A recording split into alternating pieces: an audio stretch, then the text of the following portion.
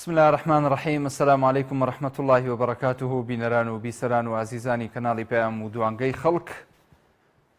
ئەم کاتەوە هەموو کاتێکتان باش. خۆشحاڵم لە ئەڵقەیەکی نوێی بەرنامەکەتان بە خزمەتان ئەگەمەوە. خۆشەویستان، پرسیار و تەوەری ئەڵقەیەم جارێ بەرنامە پرسیاری واکەین: ئایا پەرلەمانی کوردستان ئەتوانێت لێپرسینەوە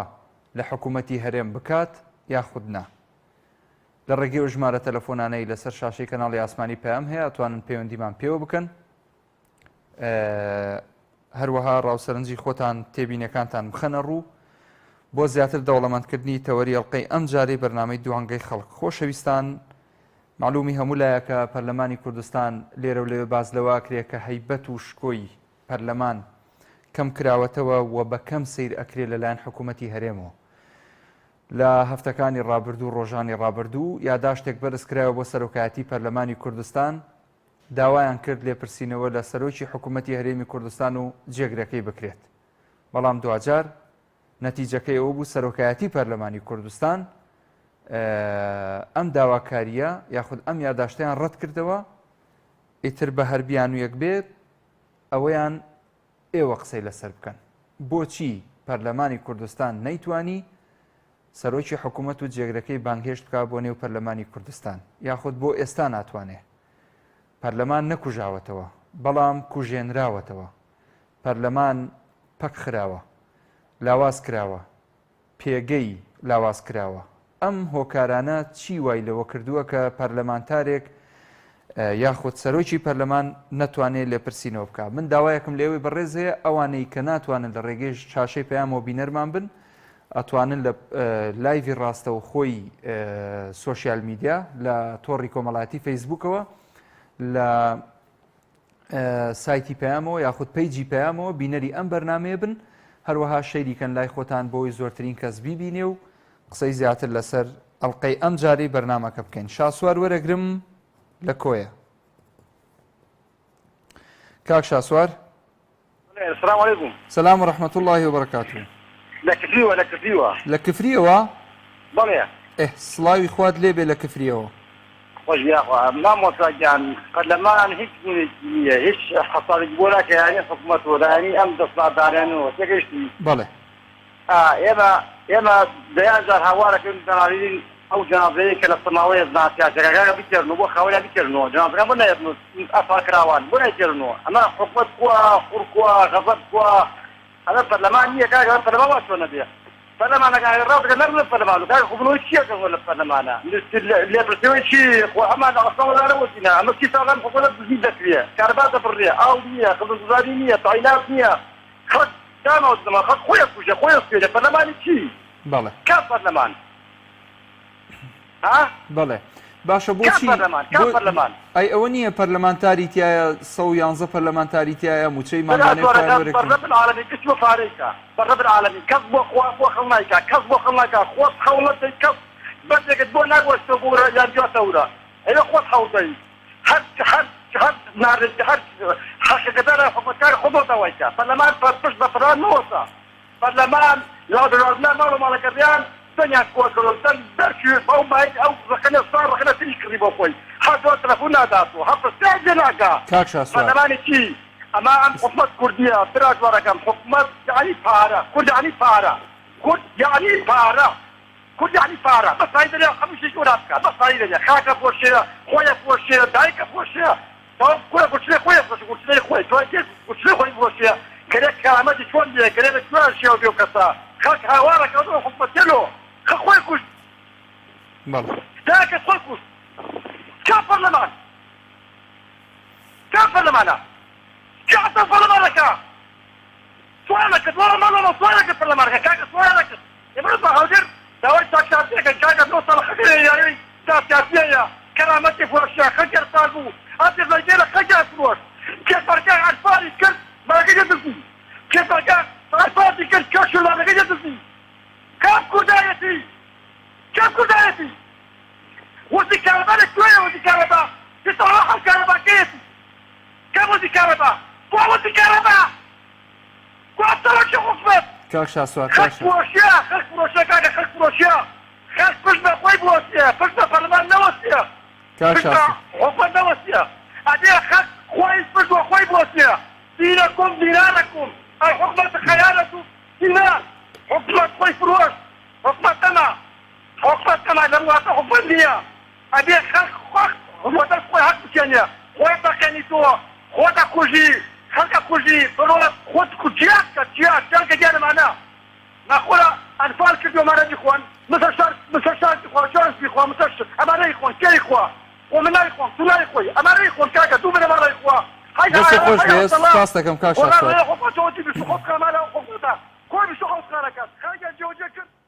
سپاس دەکەم دەست خۆش بێ حەماسەتێکی زیاد لە حەدت هەبوو ئەو ئینێرجیە من سپاس دەکەم دەست خۆش بێ هەموو پرسیارەکانن لە جێ خۆیەتی مەمنونم بۆ تەلەفۆنەکەت بۆیە دامخستەوتم نەوەکە حاڵەتی دەرونی تێک چێخوانە خواستە چونکە حەماسەتێکی زیاد لە حەدت هەبوو من سپاسی جەنابەتەکە باوکی محەممەد وەرەگرم لە کۆیە باوکی محەممەد باوکی محەممەد لە کۆیە وعليكم السلام ورحمة الله باش براكم تو بحثي وكي سرشي حكومة بيت البرلمان أما خوني شاعرانية خونا والله ما خوني شاعرانية أما قد مشترون هذا يعني لكل خاصة لكل هذا حكومتي يسا باشا والله آخر العراق كبشيك بلين لم ناوتشيا ولاتيك أبينين سرق وزيراني عراق مثلا ديتا برلمان كورد هەرێمی کوردستان بەشێکە لەو عێراقا بۆ ئەبێ سەرۆکی حکوومەتی هەرێم نێتە پەرلەمان حکوومەتمان ئەمە میلیشایە براکەم ئەمە میلیشایە حکوومەتمان نییە میلیشایە بەڵێ ئەمە میلیشایە ئەمستە لە کورد قەد ڕوونادا ئەمە خەونی شاعیرانی ئەم خەونە ئەبێنە ژێرگڵەوە باشە زۆر سپاس دەست خۆش زۆر سپاس بۆ پەیوەندیەکەت سەرکەوتوبی بەردەوامی لەگەڵتان ئازیزان كاغ هنگاو لتشومان السلام عليكم وعليكم السلام ورحمة الله وبركاته الله ورزم هي بو جنابتو همو كارمندان و بينران خوالي رازي بي سپاس دكم كاغ هنگاو سبارت با برلمان على دوانيو تو ششوا بلين بارتي كداوينا حكومتي رجاني بعد كير كهودير بكري توبو أوي كبايتختی كردستان هودير كل جير دستي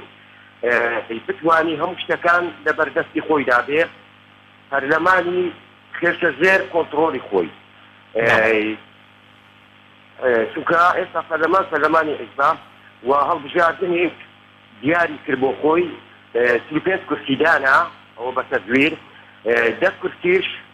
كان بهمو كردستاني دو كرسينات تێکاتەکان ئەوشی دە کورسیدانە 55 کورسی بۆ ئەوەی بارستایی پارتی بەلای هەموو لایەنەکاندا بشتێتەوە ئێساس بۆ گەڕانەوەی شکۆی پەرلەمان پێویستە بەڕاستی هەولێر لەدەست پارتی بێتە دەرێ بگەڕێتەوە دەستی تەواوی خەڵکی کوردستان و تەواوی لایەنەکان و بۆ ئەوەی پەرلەمان ڕۆڵی خۆی ببێنی لە بەڕێوەبردنی ژیانی هاوڵاتیان بەڕاستی ناکرێت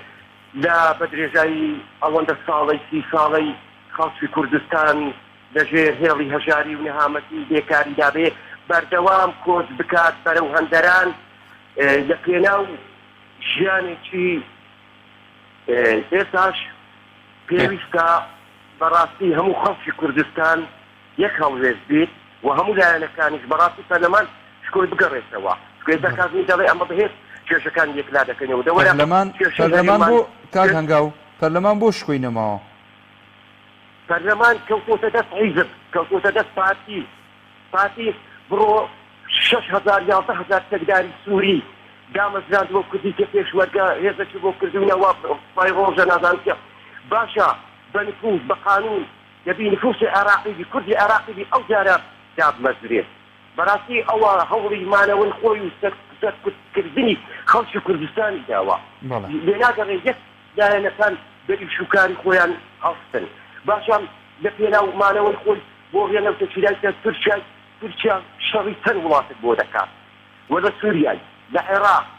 لە یۆنان لە لوبنان چەندین وڵات حتا لە ئەفریقیاش ئەو سۆمال دازام چێ دەرهێزی بردووە تورکیا شەڕی هەموو دنیا لەسەر داهاتی هەرێمی کوردستانەکە پارەی لەچێ بووە هەموو پارەی لەچێ بووە بە سەق و تەقەمەنی و سەرباز و مەسرەفاتی زەنج بدات یعنی بەڕاستی پێویستە پەرلەمان بەڕاستی پایتەختی کوردستان بکەوێتەوە ژێر بەڕاستی تەواوی لایەنەکان و دەستخۆشتان لێ ئەەکەم کاتی بەنامەکەتان دەگرم. زۆر سپاس کاک هەنگاو لە چۆمانەوە دەستخۆش. کاک محەممەد وەرەگرم لە سەید سادق. بە سەیری چەند خۆشە کابرا لە چۆمانەوە تەلەفۆنەکە دوای دێمەوە سەید سادق ئەچمەوە کۆیە ئەگەڕێمەوە بۆ دوهۆک ئەچمە کەرکوو بەڕاستی خۆشە ئەوە بێ حەماسەتێک هەبێ خەڵک زیندوو بێ ینی بزانێت کە کێشەکان چییە دەست خاتە سەر خاڵە جەوهەریەکان. فەرموو کاک محەممەد گیان فەرموو. ئەوە بەرنامەکەی خۆتە دەستی خۆشیەکە لە خزمەتتان لە خزمەتتان فەرموو. بەنسەر تەوەرەکەی جەنابتەوە دەستخۆشی لێ سپاس دەکەم.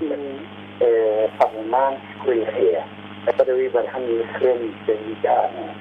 خوێنی ئەو کەسە و کەڵە پیاوانەیە کە ئایا لە کۆماڵ لە گۆڕان لە هێزکێشی لە پارتێکە شەهید بوون بەرهەمی شەهیدی ئەوان هەیە. ئێمە بەنسەر ناتوانین بڵێن شکۆی نەماوە بەڵام پەرلەمانتارەکانمان شکۆی نییە بەداخەوە دەنگیان نییە دەست هەڵە بڕن دەنگی زەواڵیان نییە بەداخەوە ئێستا بەداخەوە کاک باشە قوربان. کاک محەممەد گیان پەرلەمانتار هەر خەڵک دەنگی پێ نەداوە بۆتە پەرلەمانتار؟ بڵێ بڵێ بڵێ بڵێ بڵێ بەخۆتانم ئێستا تۆ قسەی جوانی کرد ئەوەی لەم پەڕەوە بۆ لەم پەڕی کوردستان بۆ پەڕی کوردستان یعنی خەڵک پێ گەیشتووە ئایا پەرلەمانتار پێ نەگەیشتووە؟ بەڵێ دەنگم بە کێیەوە دەنگم بە تۆ نەداوە کەواتە ئەگەر بە دیوێکی تر قسە بکەین کاک محەممەد من ڕێزم بۆ تەواوی خەڵک هەیە یعنی تا ئێستا هۆشیاری خەڵک نەگەیشتوێتەوە ئاستەی چی هەڵەبژێرێ توانینەوە قسێ بکەین. ئاسی خەڵکۆن بە مناڵی ئاسی خەڵک بەحەستەوە ئاسی خەڵک تۆ هەڵەبژێرێ من هەڵەبژێرێ بەڵام من خاینە لە تەناکەمەکەم لە خاینەت لە ئاسی ڕۆشنبیری تۆکەم یعنی حەز ئەەکەم بەڵام خۆ پەرلەمانتاری تاکمان هەیە بەدا خۆ لە خوا بەجارێ سەمازیە پێکەی من حیوان لەسەر پەرلەمانەیە کە لەبەر بە خوێنی سەیدان تێگاتووە هیچ کاریمان لەگەڵ ئەوان نییە بەڵام هەندێک پەرلەمانتار یعنی لەتەوای ئەو دەمیان نییە بەداخەوە ئاوایان کردو لە پەرلەمان. بەڵێ دەست خۆش کاک محەممەد گیان زۆر سپاس بۆ پەیوەندەکەت هەر ساقبی باوکی باران وەرەگرم لە سلێمانی. هەموو کاتت باش قوربان ماشەڵام ڕۆ لە سلێمانی بارانێکی خۆش بوو باوکی باران. الحەمدولله لە خزمەتین فەرموو تۆزێک دەنگت بەرز کەرەوە. بەڵێ ئەوەی ڕاستی بێ لە وڵاتی ئێمە ئەوەی قیمەتی نەبێ یعنی ئەو شتانەیە کە خەڵک دڵی پێی خۆشە حیزبی ئەم دوو حیزبی دەسەڵاتدارە یعنی ئەو پەڕێنکیشیان بۆ کردووە ئەم پەرلەمانە بێ ئەهمیەتیان بالفعلی دوای نیە کردووە هیچ ئەرزشتێکی نییە لای ئەوان. پەرلەمان بێ ئەهمیەت بێت باش بە تەئکیدی جوایە تۆ سیرکە سەرۆکی پەرلەمانی کرد ئێمە ئیسمان بۆ نییە سەر بەهەشت حیزبەکان ڕێگری لێگرێ حیزبەکانی خواروتری بێدەنگن لە ئێستەکانی بۆ نادۆڵێنن. باشە متمانە لە پەرلەمانتاری حەقیقی ئەوەی کە باسی مافی خەڵکەکە و باسی جزی و تاڵانی بڕۆیەکەی ئەمانەکە متمانەی لێستنەوە پەرلەمانتارەکانی خواتری هیچ دەنگیان لێوە نایە و یەکی دوو ئەچنەوەکو پۆلی یعنی ڕێزمەیە بۆیان وەکو مناڵێکی فیدای لەچنەوە ئەیمەشە دانیشتنەوە بێ ئەوەی زەختێکی دروستە. باشترێکی دوایە ئێمە چی بکەین یعنی ئێمە با هیچ شتێک نەڵێنە سەرم بێ حیزبا باشترین شت ئەمەیە کە کۆمەڵی ئیسلامی دروستنی ئەمە هەڵگرێ بۆ هەڵبژاردنەکان چ بۆ عێراق چ بۆ هەرێمی کوردستان بایکۆتی هەڵبژاردنی کاری سیاسی لە هەرێمی کوردستان باشترین شتە. باشترین شتە چونکە هەموو شتێکرا بەرامبەر ئەم دوو حیزب و سەرکردەکانیان و ڕەمزەکانیان هیچ شتێکی چاکەیان نەکرد هیچ شتێکی میلەتیان لە بەرچاو نەگرت تۆتی خەت بە برای بەڕێزمەکەن لە کات دەگرم لەنەوەیەکە خەڵک چ خۆبەختیەکی یا لە کەرتوتا تر سەیدێکیە. باشە تۆ سەی کە دوای نەوەیەک ئێمە ڕاکردنی ڕاکردنەکەمان کرد لەبەر ئەوەی ئەمانە بێنەوە حکومانکەن بۆ کە دەسەڵات دەستۆنەڵی زمان حاڵی خۆمانن. باشە سەرکردەیەکی سۆڕژێر یعنی پڕی شەیدی داوە ئەو پڕی خەباتی کردووەڵێ باشترین تۆنەڵی حکومەتی دنیا ناگۆڕمەوە بە خراپترین حکومەتی هەرێمی کوردستان دەمن بالعەکسی ئەڵێم بۆ ژیانی ئەو سەرکردەیە زۆر مەقارنەکە بە ژیانی من بتگەنەوە دێ لە ماڵی منە. باشە ئیشم نییە کارم نیە کەسابەتم نییە ئەو حیزبەکەیە پێشمەرگەی بۆ معاشی ناحەقی بۆ بڕیوەتەوە قسەخاوەتی ناحەقی بۆ بڕیوەتەوە مەجبورە ئەووا بڵێ ئەی بۆ من نایڵێ ئەی بۆ تۆ نایڵێ ئەی بۆ ناقی لە پەرلەمانتارێکی کۆمەڵی ئیسلامیەکە ناچێ باسی ئەوستا چیڵێت باشەیسێ من کارەبام نییە کارەبایەتەوە بە حکومەتی عێراقی نەوتم نییە نەودەیا بە تورکیا باشە ئەمنێتی من نەپارێزراوە ئەمنێتی هێزەکە ئەو کەسانەی کە تەزیری بۆکەن و دزی بۆکەن و ناقی بۆکەن کراوە باشە من ئەڵێم ئەم سەرکردانە نایەرم بەناو بڵێن بزن بەس خەڵکی ترێ لە پشتیانەوە هەموو ئەم سلێمانەی تۆ بینی شوێنی چاک و ڕاستی هەیە کە ماتی منە و ماتی جستی هەمی فرۆشاوە پیاوە یاوە بەناوی کەسە حیزبەکانی خۆیانەوە جا باشترینشت بۆی لە کاتی نەگرم کۆمەڵی ئیسلامی ئەو دروستمە بەرزکاتەوە بۆ پەرلەمانی عێراق و کوردستان بایکۆتی کاری سیاسی دارێنی کوردستان بۆی کۆمەڵگەینەوە دەوڵەتی بزانێ ئەمانەتی سەرۆکی هێرێم لە بەغایە بەس نازانێن میلەتەکەی چی بەسەراتیوە بۆچی نایە بۆ هەڵەبجەی خوێناوی سەرۆکی حکومەت کە ڕۆژە فیسەدی نەتەقانەوە تاسی هەڵەبجەی نەبینیوە گەرمیانی نەبینیوە هەردوو سنوورەکەی خۆی بینیوە سپاس بۆ جەنابی دەست خۆش سپاس باوکی باران باوکی محەممەد وەرەگرم لە پیرمان السلام عليكم سلام ورحمة الله وبركاته دەربارەی بەرنامەکەتان کە ئایا پەرلەمان دەتوانێت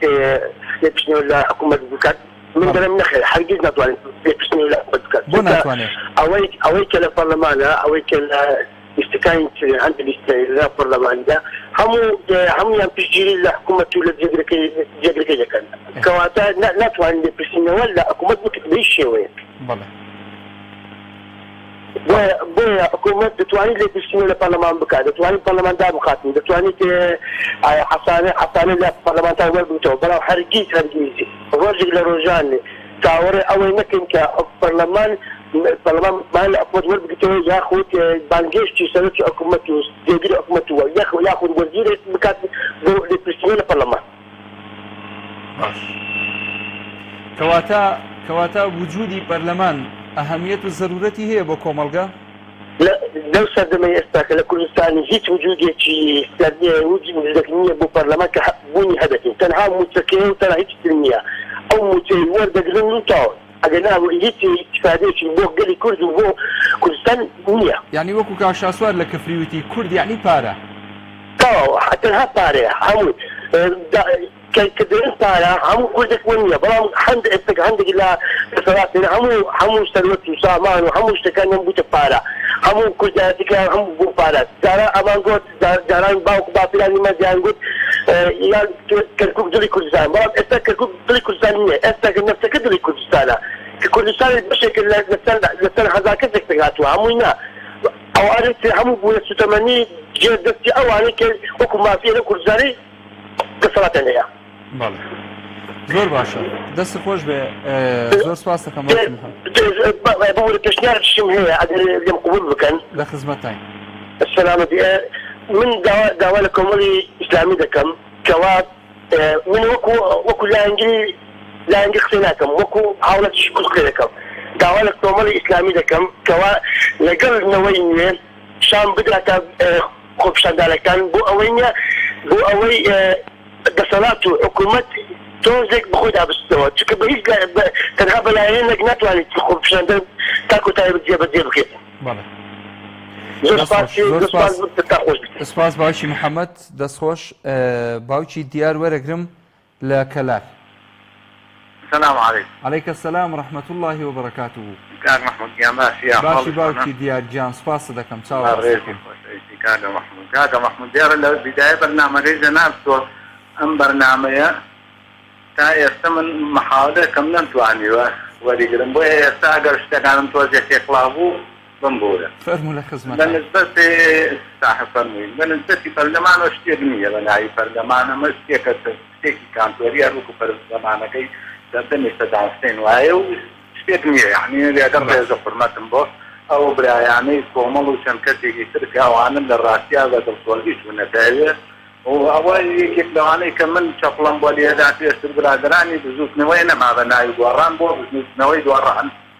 أو بزوج نوي دواران جواز برنامج تاركاني أنا بيني روجر سميل دعني روجر لا يدن روجر إن إيش يعني وعزم لحنا ما حمول شكاني يعني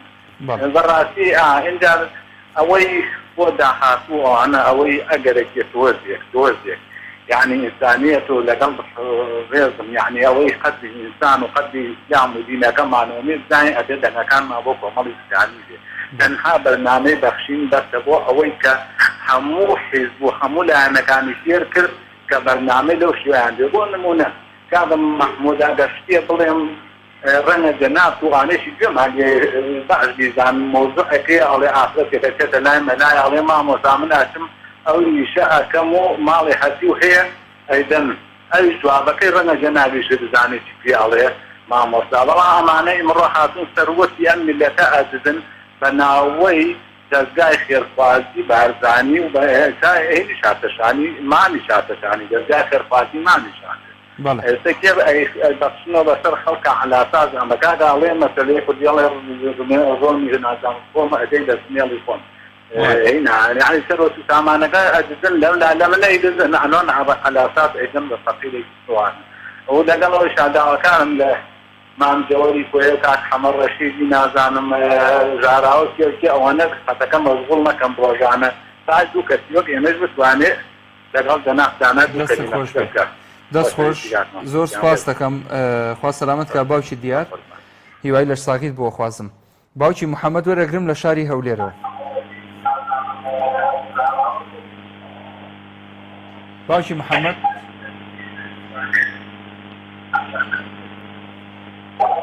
باوکی محەممەد تەلەڤیزۆنەکەت بێدەنگ کەوت لە تەلەفۆنەوە گوێم لێ بگرێ سپاس دەکەم جەنابەت فەرموو السلام عليكم. وعليكم السلام ورحمة الله. باشي بريكم. شوني باوشي محمد باشي؟ باش زكم سعود ما زكم باش بالرئيس ما أو تولد الثروية كم زانا برلمان دفعين مثلا شيء لقى حكومته كوايا. بلى. باشا البرلمان بقول شكل يعطي كرسية وايا. يعطي كتاية. وايا. باشا أوانا وين كردوهم على آلي في سنو لو يعطي كتاية بكن حتى عند البرلمان فهموا الزكانة فاني يعني دي سنو لو يعطي كرسية كالكفاتي وخجاج اللي كردوها. نعم. وايا. أو جميع زوا كارمو منهم ناس في شلقة حكومة سوق حكومة أبو اللي حبيت تيجاتوا كامل كنت زمان يجمع بخم حلاجي يشعر بكم لا زكاة كذا لا حكومتها يجوا براي خوتها بلى بس من ضمن أول ده سنو لو دا كنت كنبوها مجاري أركيبه بالنسبة بارتي بخوي رازق شو من حاول دمجرد زور سباس عندك متشاطة زور سباس باوكي محمد لهوليرة ودست خوش حاجي حسن ورقرم لكوية كاك حاجي فرد السلام عليكم. عليك السلام ورحمة الله كاك حاجي كان دەستخۆشی بەرنامەکەتان لێ دەکەم سپاس دەکەم زۆر مەمنونم نسبەت تەوەرەکەتت ئایا پەرلەمانی کوردستان دەتوانێت لێکردنەوە لە حکومەتی هەرێمەکان نەخێر ناتوانێت لەبەرەوەی پەرلەمانتارەکان دەستەمۆی حکومەتن حکومەت حیزب چی بڵێت ئەوان دەبێت بەو شێوێ قسام بکەن بە تایبەتی حیزبی دەسەڵات یەکێتی پارتی ئەگەر بێت و پەرلەمانتارەکان بە قسەی حیزبەکەی نەکات لەوانەیە هەر نەیهێرە لە ئەو حیزبە هەر دووەم ئەوانە بە تەزویر هاتینە بە تەزویری ئەلکترۆنی یعنی بە شێوەیەکی وا هاتوونەکە بوویتە ئەندام پەرلەمان دەبێ ئیدان بە قسەی حیزبەکەی بکات ئەگەر بێت و پەرلەمانتار بە ڕەهی خۆی و بە ئەوەی خۆی بێت ئەو کاتی بۆ حکومەت زۆر حکومەت دەتوانێت ئەوها بەو شێوەیە گەندەڵی بکات ناتوانێت گەندەڵی بکات لەبەر ئەوەی ئەگەر پەرلەمانتار بیتوانی بە لێفرستینەوە لە وەزیریان سەرۆکی حکومەت بکات ئەو کاتی وەزعەکە بە شێوەیەکی تر دەبوو هیچ لە مەسئولەکان هیچ کەسێک لە سەرۆکی حکومەتیان تێگریان ئەوانەی بە هیچ شێوەیەکیان دەتوانی گەندەڵی بکات دەست خۆش سپاس کاک حاجی حەسەن دەست خۆش بۆ پەیوەندێکت سەرکەوتوو بێ ئینشاءالله خۆشەویستان باش کاک ئیبراهیم لە عەربەت هەموو کاتت باش کاک ئیبراهیم گیان سپاس دەکەم تەوەرەکەتان لەسەرەوەیەکە گوایە ئایا پەرلەمان دەتوانێت بانگێشتی سەرۆکی حکومەت بکات یان ناوایە بەڵێ زۆر باشە ئەتوانێت بانگێشتی من بکات بەس ناتوانێت بانگێشتی زابطێکی بەسیط بکات لە هیچ حیزبێکەوە هەتا سەرۆکی هەرێم و حکوومەتەکەشی بە جێگرەکانیشیەوە پەرلەمان بەس لێرا دانیشتووە بەس پارەوە بگرێن ئادی پێم بڵێ چەند ساڵە ئێمە پەرلەمانمان هەیە بڵێ ئەم کۆبوونەوەیان کرد ئەم ئیستیفادەیەمان لێکرد ئەوم جواب بەرەوانی هەیە شتیوە هیچ شتێکی وایان لەوە تایسەیت من نازام منەوە نەی لێزان بەس دانیشتن بۆ پارە خواردن ئەی باشە لە سەدەکانە کێ بوو مامۆستایەکی بەرشەقا بۆ ئەم پەرلەمانە نەهات بڵێن ئاوەڕن زای هەر جەلامە کێ بووە لەم پیاوەغا شەقی کێ هەڵەیان ئەوە قیەمی ئینسانە نەمانە من باوەڕم نە بە کورد هەیە نە بە پەرلەمانەکەی نە بە حکوومەتەکەی وە تفیش لە خۆمەکەم کە بە کوردی قساکەم ئیتر سپاست دەکەم دەست خۆش ئەگەر پرسیارێکیش دەبێت وەڵا سپاس دەکەم هیچ پرسیارم نییە زۆر مەمنونم کاگی وەڵا ناتوانێ ئاشتی هەورانیان بۆ بانگ نەکرد ئەوە خوا لەکوێیە بۆ بانگیان نەکرد دەست خۆش سپاس دەکەم کاگی برانجیان دەستی خۆش بێ مام جەوهەر مام جەوهەر ئێوارەت باش خەڵکی گلەییان ئێڵێ کات زۆر دەدەی بە مام جەوهەر بەڵام هەر فەرموو لە خزمەتە سپاسە دەکەم جەنابەت چۆنی ئەی بۆ خۆت چۆنی بەتەمای خوا کاکە تو باسی چ دەکەی ئەدیسی پەرلەمان کۆتایی پێ نەهات ئەدی منداڵی نەناوزە بەدار و بە شەق و سیال و ناو پەرلەماناتی لە پەرلەمانیاندا کاتە ئەوە ڕەمزیە ئەو پەرلەمانی دەی وەکو ساخانەی مەسئول کردنی دکتۆرۆی چی پێ بێبیکە ئێستا هەر دکتین لە سواڵکەرەکان چونە بەغدایە پیرانێکی نەوێڵەتی لەسەر کردا 30 ساڵە ملەتیان پێ بەخێنەکە ئێستا دەیانەیە هەر ئێکێ بەرەنگە خۆیان پێکانی ئەمریکا و کافلی فەرەنسای بدەن باشە مام جەوهەر ڕاوەستە تخوایەک پرسیارە لێ دەکەم مام جەوهەر ئەمن پرسیارێکە لێ دەکەم ئێستا تۆ بۆ خۆت پێت خۆشە حکوومەتی هەرێمی کوردستان پەرلەمانی نەمێنێ ئەم قەوارەیە نەمێنێ و بگەڕێتەوە سەر بەغدا و ببێتەوە بە نیزامی پارێزگا حسابی سەرەکیمانەیە حسابی یەکەم دادگای کردی یەکێتی پارتی بەخەسەدەکانەوە و دادگای کردی ئەو هەمە حزب سیاسانە کە لە کوردستان کە ملەتیان بۆ ڕۆژەیان ئەوە خاڵی یەکەم دادگای کردنی کە ئەو 30 ساڵە ملت بەرەو هەڵگێ دەبن 6 ساڵی سەرکردنەوە نەهامەتی دەروە ئێمە لە سێوە مفاوضە لەگە عەبدولکەریم قاسمی حتا ئێستا کرد ئەنجامی لە بۆ لەبەرە ئەوەی خۆیان نە سیاسەت بەدار بوون نە ئیدارە بوون نە اقتصاد بوون هیچ کەس نەبوون هاتە ساحەتەی بەناوی ساحی زراعی شۆڕ سیاسی کرد کوردیان بۆ ڕۆژەیان ئەو ملەتە بەدبەختێمەش کە دوو قسەی ئەوانە هەر دەخەڵەتە ئێستا خودی حیزب ئەو ببنە ماڵێ خۆ سادگە و کوردستانی دەکرد کە هیناتەوە ئەوانە هەموو دەستکردن لێدەبن بۆیە ملت لەسەر وعد و پەیمان و شەهیدی ئەنفارەکەی خۆی داڵ نییە هجوم کاتە سەر ئەوانە برێ هەتا کەیوا لە ملەتی کوردەکە ڕاپەڕینە دروست بوو هەموو دنیا لێمان هاتە پێکێ بەڵام ئێوە نەتانتوانی ئیدارێکی بەڕێوەبەن ئەوە فدرالی سیدا لەبۆ کورد ئەوە بکەن و بەسەر لە بەسەر جوانتر و دەوڵەمەندتر و جێ لە جێ جوانتر و سا لەسەر ڕەنجی کردی کەواتە ملت بەخت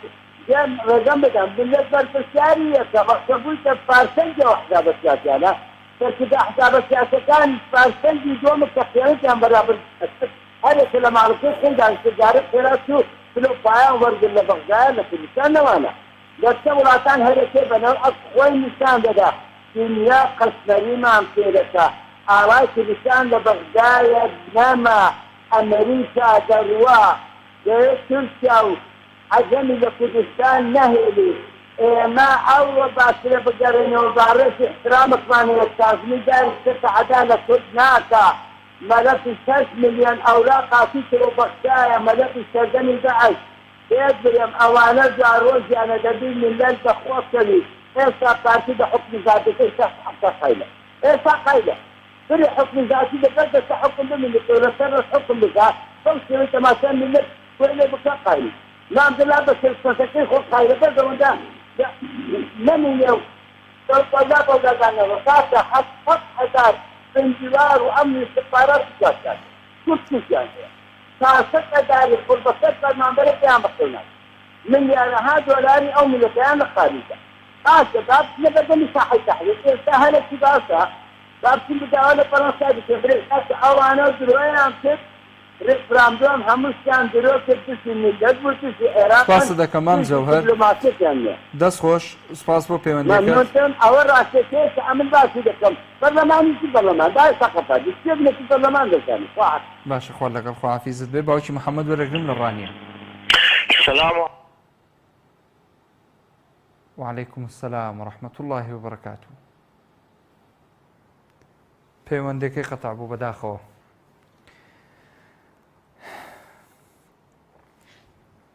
دیارە لایڤی بەرنامەکەمان لە فەیسبوک ئێستا ڕاستەوخۆوە گوازرێتەوە هەندێک لەو بەڕێزانە بەشدارن بە کۆمنت دیارە زۆربەی هەرە زۆریان نووسیویانە پەرلەمان بوونی نییە تاوەکو لێپرسینەوە بکە هەندێک نووسیویانە تەنها بۆ کۆکردنەوەی پارە و شاردنەوەی گەندەڵیە ئەوە دیارە کاکهانە محەممەد نووسێتی مەریوان ڕفیقەڵە پەرلەمان گەر نەبێ بۆ میلەت یاخوا گەڕ ببێ بیگرێ سەد عیلەت ئەوە کوشێر نووسیوێتی تر ئەوە کۆمنتەکان زۆرن سوپاسیانەکەم ئەو لایڤە لە فەیسبوکەوە ئەگەر بینەری بەرنامەکە نین لە شاشەوە توانن لە فەیسبوکەوە بینەرمان بن حاجی عەبدوڵڵا وەرەگرم لە پێنجوێنەوە کاک حاجی عەبدوڵڵا فەرموو السلام عليكم. وعليكم السلام ورحمة الله وبركاته. باشي ما وطيب جناب شلوني كاك حاجي جان سباس دكم. الحمد لله يا ربي سلامت وسركوت أجمعين يا رب. ان شاء الله. خالي رازي بيا. بس وحيد لي كم بو. سباس دكم. زور بنام شانك. خالي رازي بيا. والله جا يا مهموم عن خوز جمان أخواس كبرلمانك من هبوا كأم برلمانا بيتوانيا ك أو شو ينبوا كهاد يكيك لەم وڵاتی ئەما کار بەدەست بوو حرمەتی بۆ دابنایە و کە بانگی بکردایە بچواتە ئەو شوێنەوە باشە ئێمە کاتی خۆی باڵین باوباتیرامان بۆمانە گێڕنەوە لە دەیەکە ئەگەر ئاغایەک شوەخایەکی تیا بوو بێ دیوەخانێکی هەبووە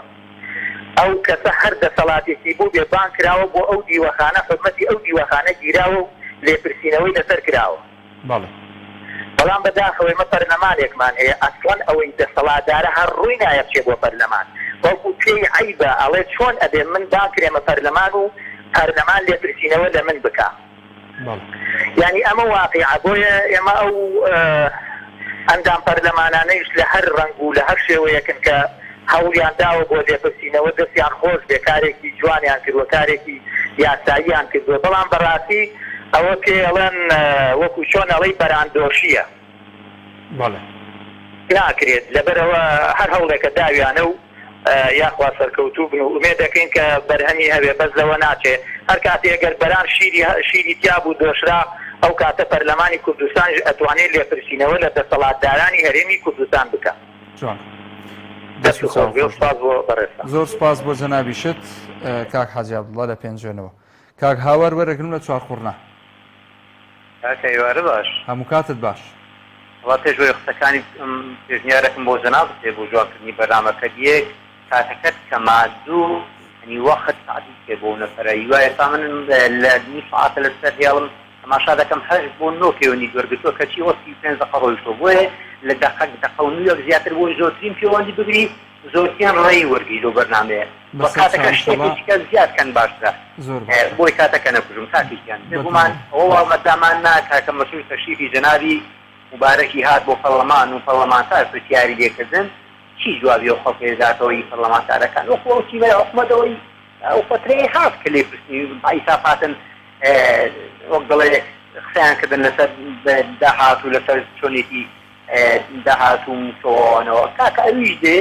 نقطەی لوز بۆ ئەندام پەرلەمانەکان دەکات دەڵێ حکومەتی عێراق بجێی کاملین نەناردووە نەوتەکە دابەزیوە ئەو کڕۆنەیە شاتۆتە سەرێ نقطەی لوز بۆ ئەندام پەرلەمان و خەڵک دەکات خەڵک ئیساف پەریو دەدات دەڵێ ئەوەندەمان بەدەستەوەیە لە نەدان باشترە چمان بەدەستەوەی ئەوەندە هێدەین بۆ خۆی وەکو چۆن فەرمووی جەنابی ئەوەی کە بە پێی بودجەکە ئێمە موسە دەدەین چەندمان لە ژێردەست بۆ ئەوەندە هێدەین ئەو قسەیە دەکات ئەوە دامان نەهادێکەوە بەڵا کاکە با مشتێکیکە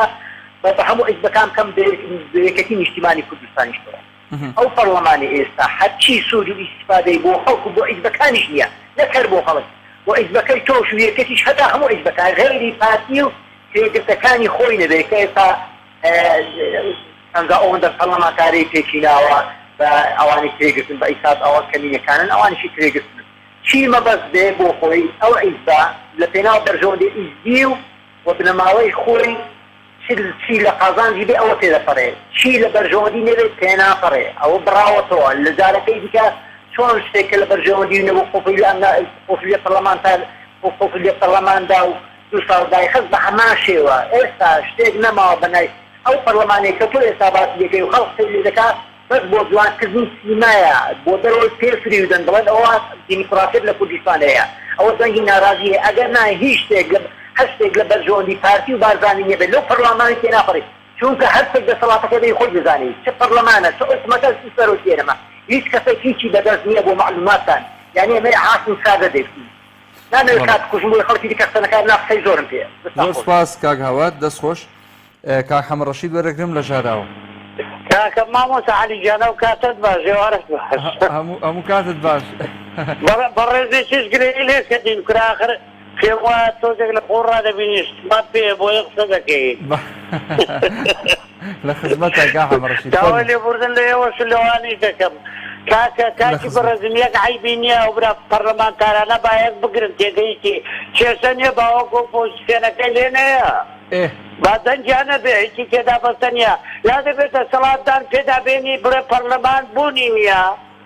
باشە هەر کاتێکی کە دانی پێداناتی بوونی نییە و دیکتاتۆرین بە کەیفی خۆمان دەکەین ئێمەش یا لە بەردەستکەناو بین یا تەیدیان دەکەین و با دیکتاتۆر بن بەڵێ ئەوە ڕێی منە تێگەیشتی و بۆچنی منە بەڵام حەقی بەحەقی خۆشمی دەزانم گرەی لە ئۆپۆزیسیۆن بکەم ئەمە لە زەعیفی ئۆپۆزیسیۆنەکە یەکتری نەکرد بەرەیەکی دروست نەکرد تێگەیشتی دەبوایە بەرەیەکی تۆکمەی بووبایە بەدەسەڵاتی گوتبایە حیت بە بە ناخۆشی نا کاکە کوردستان بەتەنێی وە نییە هەتا ئێرە وستۆ بۆ دەکەن لە بەرچی وەرە ڕاپرسی کەندەخە کوردستان بەتەنێی وەیە نا ئەوە تەزویرات نییە بە ڕاپرسێکی گشتی بکەن داخوا خەڵک ڕێزیان بۆ دادەنێ نەخێن نا لە هێندێ بە ساحەتی بەولاوە کەسیان لەگەڵ نییە ئەیە و خەڵکە فێرە مووی جاریدا پسەوە ناڕازیە دەستن لەوێ سێ بەرابەر دەنگی دێنن ئێوە باشکرایە دەنگەکان تەزویرن بەڵام ئۆپۆزیسیۆن زەعیفە مامۆستا عەلی بەڕێز بەداخەوە حەز دەکەم بە خۆیان دابچنەوە کاک حەمد ڕەشید هەموویانە بەڵێ کاک عەلی لەگەڵ منتە مەبەستم ئەوەیە کە خەڵکی گوێی لێ بێ ئۆپۆزیسیۆن زەعیفە بەڵێ بەڵێ نەیتوانی یەکتر بگری نەیتوانی بەرەیەکی دروستکە هەر کەسە باڕای خۆی هەبێ هەر حیزب بەڕای خۆی هەبێ بەڵام پێویست مادام تۆ لافی ئۆپۆزیسیۆنی لێ دەدەی بەرەیەکی تۆکمەت بێ من ئەوەی بەڕاست نازانم بە کەناڵ ڕێزم بۆوە ڕێزم بۆ هەموو حیزبەکان هەر کەسە و ناڕازی بێوە ڕاست نییە چونکە تۆ کە یەکترت گرت دەسەڵاتیش ڕێزت بۆ دادەنێ ئێستاوا بەتاک یەک گلەی لێ ناکات پێی خۆشە تاک بەتاک هەموویان گلەی لێ بکەن من چاک دەسەڵات دەناسم پێگەیشتی بەڵام یەکتر بگرن یا دەبێتە دیکتاتۆر لێتان بڵند دەبێ لە هەموو حیزبەکان یادان پێدا دێنن دەبێت زۆر چاک بەستەی میلەتەکەی بکەن ئیتر دەستخۆشی لێ دەکەم کاک حەمد ڕەشید کاک حەمد ڕەشید بەڵێ ئەمن ناوم مەحموودە عەلی نییە هەر بۆ زانی هەری کاک مەحموود دەزانم مامۆستا مەحموود لێم تێک چوو لە خزمەتم کاک حەمد ڕەشید گیان برای بەڕێزی دەستخۆشی لێ دەکەم خوا گەدارت بێ خوا گەدارت بێ خوا لەگەڵ باوکی ئاکۆ وەرەگرم لە سلێمانی کاکە سلام عەلەیکم ێوارەتان باش وەرەحمەت الله وبەرەکاتوه هەموو کاتت باش باوکی ئاکۆ زۆر سپاس دەستخۆشی تەواوی بەرنامەکەتان دەکەم لە تەواوی کارمەندانی تەلەڤیزیۆنیکە زۆر بەڕێزن دەستخۆشی بۆ جەنابیشت بۆ پەیوەندێکت ڕاستی دەنات دەکەم مامۆستا گیانە و برابەرەزەی پێش من پێم وابێ ئۆپۆزیسیۆن ئێوەی ئۆپۆزیسیۆن شانازی بە خۆتانەوەکەن من کۆمەڵ نیم بەڵێ پێش هەموو شتێ لەسەر قسەکانم لە دروستبوونی یەکەم حزبی ئۆپۆزیسیۆنی گەورە بە ناوی بستنەوەی گۆڕانەوە هیچ گۆڕانکاریش پێ نەکرا لە خولی پێشوا سەرۆکی پەرلەمانەکەیان ڕێگەی پێشگیرا و پەرلەمانی کە جناوت باسەکەی خۆیان وەزیرەکانیان دەرکران ئێوە هەڵوێستیەوە جوامێرانە بوو سکرتێری پەرلەمانتان نابوو دەستان کێشا بەبێەوەی دەریش کردیان وەزیرەکەشتان بۆ خۆی دەستی کێشا ئەمانە هەمووی دیارە من سوێن بەخوا کۆمەڵی ئیسلامی بۆ خەڵک ڕوون دێ لەگەڵ ئەوەشە من مامۆستاگیان ئەوە بەرهەم ساڵح بوو نەبێتە مەکە ئەوە بەرهەم ساڵح بوو چووە حکوومەتەوە بازان خەڵکی ڕۆشنبیر چووە ئەو حکوومەت و ئەو سەرۆکی حکوومەت و چووە ئەو پەرلەمانی کە زەنا بدواتەکەی ئەوانەی کە بە دەستخۆشی و سیوێشی ئابوو شازی ئۆکتۆبەریان باوکی ناتوانن یەک پرسیار باوکی ئاکۆ یعنی پێت وایە ئەمە بوغراییە کە سەرۆکی حکوومەتی ئێستا ناچێتە پەرلەمان بەتەئکید مامۆستا مەحموود جان بەتەئکید برای بەڕێزم من پیاوێکی ئەو سیاسەتمەدار نیم بەڵام ئەو حیزبەی کە ئیستا یەکەمە با دەنگدانێکی بەڵام ناتوانێت تا مەگەر حکمی ئیسلام بێ ئەگەر ناتەنگدانێکی تایبەتی بێ و پیاوان ئەو حیزبە ناتوانێت لە کورسی هەر ئەگەر ئێستا بکرێ دەوڵەتێک بێ سەرپەرشتی بکە 15 کورسی زیاتری نیە بەتی سووریا و تورکیا شۆکە دەنگی بۆدا بەڵام کاکە گیان ئێمە هەستاین لێرە 16 ئۆکتۆبردا عەفو هەفتەی شوباتمان دروست کرد 27 مانگ بەدواوە بووچەمان وەرەگرت بۆ جان چێ بۆ جان بەرهەم ساڵح ئەمە خەڵکی سلێمانی حورمەتم خەڵکی ڕۆشنبیر لە 63 ڕۆژ دەوڵمان بکە بۆ ڕوخانیە و حکوومەتەی کە بەرهەم ساڵح یەکەم کەس بچووە من مەحکی بەرهەم ساڵح ناکەم چووە پەرلەمانەکەوە دەبا ئیستا خەڵکێک بەرن لە سیوێش یا بۆ شانازی بە سیوێش یابی شواگەن 16 ئۆکتۆبەریشان دروست کرد تاوان 16 ئۆکتۆبەری یەکێتی نییە من پێم وا بێ پارتی دیموکراتی کوردستانە لەبەرەوەی پارتی دیموکراتی کوردستان تەقەی نەکرد هەتا پردەکەی پردەی تەقانەوە بەڵام یەکێتی لە قورماتوە شەڕێگە بۆ کرد و دواتر لە مەخموریشەوە دووبارەش لە 16 ئۆکتۆبەرا برادرانی پارتیە و مەخموری یەکێتی بۆیانی گرتەوە دایانەوە بەدەستەوەدا شەنگات 16 ئۆکتۆبەر مانای هەری پارتیە جا ئەمان من پێم وا بێ یعنی ئەمانە قەنەعەت ناکەم بەڕاستی عیبێشان نییە ئیتر تۆ بۆ خۆت چۆنت پێ خۆشە وەکۆ سوێنی ئێوە خەڵکی زۆر من ئاگام دەیە تەلەفۆن بۆم بەرنامەی جەناب دەکەن دابارنە سەر کۆمەڵەوە یان یەکگرتووە کاکەی گیان مامۆستای داما و لەو ناو بازاڕەیە لێ ئەدرێ بەس ئاقەی دڵە بم کەس نییە من و تۆ خۆشمان بە موسڵمانە زانین پێی بڵێن بۆ وای لێەکەی ئیتر تۆ بەتەمای کە من و تۆ چرکەمان لێوە ناو بۆ من و تۆ بڵێ کاکە با پێشنێژیکەین و بانێژی جەماعەتکەین و کاکە هەولێری هۆداکۆ بەزێن و کاکە گیان ئێمە باو باپیرانمان مسلمان بووە کە من دیفاعێ لە مامۆستایەکی جێگرەوەی پێغەمبەرەکەم صلی الله علیه وسلم ئامادەی ئەوەم نەبێت تا پاشە تازە تۆ سڕ و ناشێک لەم میلەتە ئەدێنی بەڵام من یەک داوایەکم هەیە تکام وایە دوای کەس نەکەون بەتایبەتی ئێستا وەکۆ سوێنە دروست بووە لە هەمووی خۆشتر باەک و نازانم بانێک و دوو هەوایە چیەکی هەڵەن مەسەلەی کوردی هەیە کەناڵێکی هەیە ناسی دوو ناوێری سەیریکەی بە ئەمە ناو عایلە نایە کەناڵەتی هەیە کۆمەڵی مامۆستا وەڵڵەح یعنی بەڕاستی من جێگای نیشانی پرسیاریان لەسەرەکەوانە لێ وتارەدەن تۆ لە رووسیا سەیرە و کەناڵ ناسی دووکەی چۆن لەسیرە و کەناڵە وتادەی یعنی پێم سەیرە بەخوا خەڵی برای هەمیشەکەی یعنی ئەڵێ وەرە مزاراکەی نێرگەلاغی خەڵکی ئەم داماوەی ئێمە لە خەڵکی سلێمانی بە ساقەی دڵتان بچی دوای کەوی کابرا بڵێ وەڵا کاگە بۆ نێرگە لە خوان بڵێ وەڵا باسی نێوەخێنی خۆی باوکی ئاکۆ دەستەواژەیەکەیە لە عامە باش لی تێ نەگەیشتوین ئێمە ئەم کۆمەڵگەی لی تێ نەگەیشتوین کە پێوترێ وەلا و بەڕا تۆ ئامادەی بۆ نمونە خورما خۆ دەخەیتە سەبەتەی چیەوە ینی ئەمەمە پرسیارە تۆ وەکو مسلمان پێنج فەرزە نوێژ ئەەکەی ڕوو لە خوای خۆت بە مسلمان ئەزانی دوجار خزمەت بەچی ئەەکەی خزمەت بەچی ئۆپۆزیسیۆنەکەەکەی خزمەت بەچی حکوومەتێکەکەی ئەمامی جێگەی پرسیارە ئەم وەلا و بەڕاعات تا ئێستا بەخۆشمەوە ڕەنگە زۆر بەباشی لی حاڵی نەبووبین ئەمە عیلەت مامۆستاگیان حرمەتم بۆ جناب تۆ زۆر جوان لێ حاڵبی بەڵام ڕەنگە من و ئەمسالی وەک من لێ حاڵ نەبێتن بەتەواوی ئەزای چۆنە مامۆستاگیان من پێتم بۆی سەریشتان نێشن یعنی ئەم خەڵکی ئێمە بەداخەوە یعنی من بە جێگەی داخە یعنی بکەویتە دوای کۆمەڵی خەڵکو ئەم بتوێ ئاڵۆزی لەوە ئاڵۆزی تریش بۆ کوێ بۆ شارەکەی خۆت دروستکەیت و لە جێگەڵەش بۆ جوان مێشش میوانی کەسنە کاکە بۆ ئەم وەزعونێترە شوێنن بۆ چواری وەک بیلال و ڕێژوان و شێو کێشەی کرێت چێ خوێنەکەی وەرگرتن کاکە گیان بە 25 پەرلەمانتاریەوە پرسنتی واتان بۆگەین بابەجان دەستی لە پۆستی مدیرناحیە نەبووە بە پێش تای خۆمان لە حکوومەتی پێشوو دەرکرا دەستی لێ نەبووە تۆ بەتەمای تا ئەمەی تر لەو باشتر بێ کاگنێوشیمان بۆی نەکراکە لە بڕبڕە پشتی خۆیان بکات ئەمانی تر چیان بۆ کرێت کەس بۆی ناکرێت من بۆیە قەنەعەت شموان لێ ینی ئەمە هیچ وسەرۆکی حکوومەت تا ئەم وەسع ئەوها بێ هیچ پەرلەمانی ناتوانێت بانگێشتکا بۆ ناو پەرلەمان. زۆر سپاسان لێکم داوای لێبوردن لەگەڵ باوکیاکۆ سپاس بۆ پەیوەندەکەت. وەستا حەسەن کۆتا پەیوەندیە زۆر بە کورتی. سپاس السلام عليكم ورحمة الله وبركاته. باشی کاکە سپاس دەکەین داوایە ئەمش زۆر سپاس دەکەین. مەمنونی جەناب. سپاس دەکەم فەرموو. بەڕێزی کاکە بە کوردی با باشی مێژووی پەرلەمان بکەین کەوەندی لە بیرمانە ئەو چاکسازی بۆ نمونەکە گۆڕان دەستکێرە کرد کە چەند خاڵ پێک داهاتن لە بۆ چاکسازیان بۆ سلێمانی بۆ هەولێر بۆ قەزا نایەکان ئەو هەم مەلەفان خستنەوە بچن بەرە و هەولێر وابوو لە ڕێگا چیان پێکردن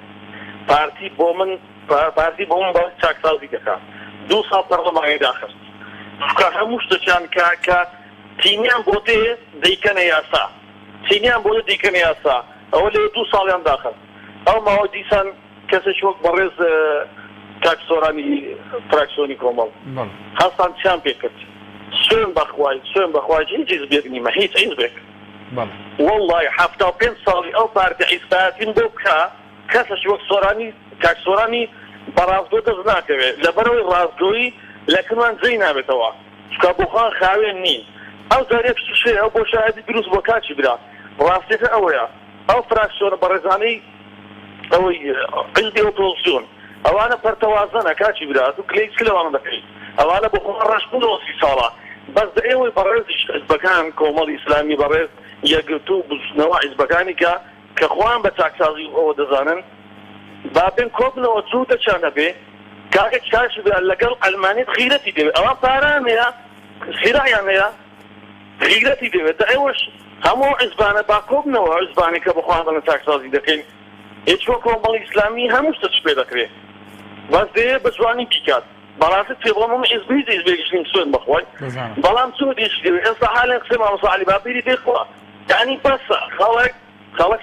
کاچی براوە دەکەی کابرای دەگرن دەیکوژن دەیبڕن نانی خەڵکیان بڕیوە ئەوە پێویستی بەچووتی هەیە خێرا ئەو حیزبا و سێ چوار حیزبانە لا قبول نەکەن کازمی لەسەر خەتە لەسەرەوەی شەقە چۆن پێڵدا ئەوانە حەقی ئەوانە هیچ کار پێ ناکرێت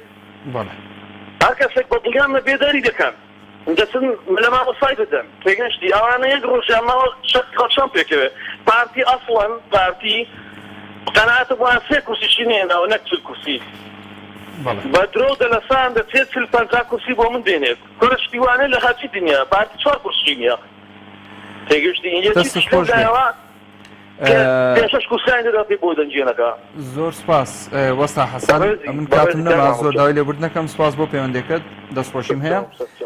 ئازیزان و خۆشەویستان دوانگەی خەڵکتان پێشکەش کرا سپاس بۆ ستافی خۆشەویستیان بەرنامەیە تا هەڵقەیەکی تر بەخواتان ئەسپێرم ئەسەلام عەلەیکوم وەڕەحمەتوڵڵاهی وبەڕەکاتوه.